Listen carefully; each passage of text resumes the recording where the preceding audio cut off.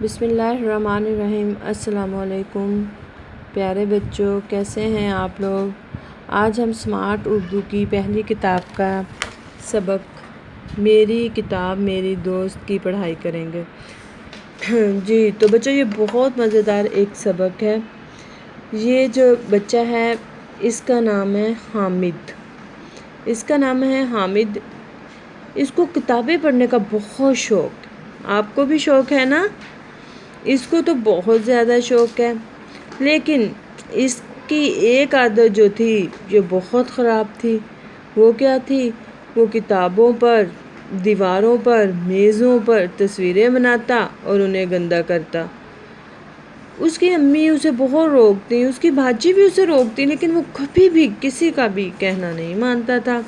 لیکن وہ کتابیں بڑے شوق سے پڑھتا تھا۔ اس کی دادی اماں کو بھی پتا تھا یہ کتابیں بہت شوق سے پڑھتا ہے۔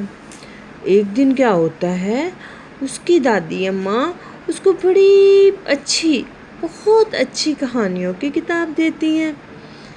اس کو جب کتاب ملتی ہے اس میں بہت اچھی کہانیاں ہوتی ہیں، اور دادی اماں کا تحفہ تو اسے ویسے ہی بہت پسند ہوتا ہے۔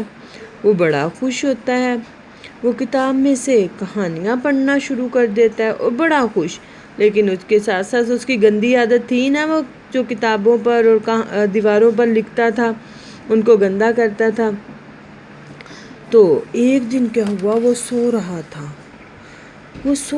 تھا اور اس نے کیا دیکھا؟ اس نے ایک خواب دیکھا۔ خواب میں کیا دیکھتا ہے؟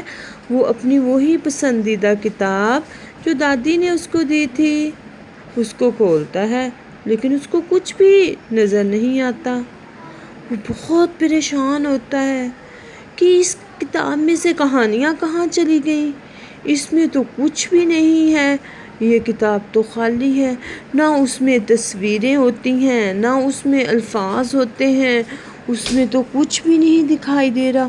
وہ ڈر جاتا ہے، وہ اتنی زور سے ڈرتا ہے اور چیخ مار کے اٹھ جاتا ہے۔ جب وہ اٹھتا ہے تو وہ دیکھتا ہے کہ یہ تو ایک خواب تھا۔ وہ اللہ کا شکر کرتا ہے اور وہ پھر اپنی کتاب کھول کے دیکھتا ہے تو اس میں کہانیاں ہوتی ہیں۔ اور اس نے اس دن کے بعد یہ عہد کیا کہ میں اب کتابوں کو جو ہے اپنا دوست بنا لوں گا۔ کیا کر لوں گا؟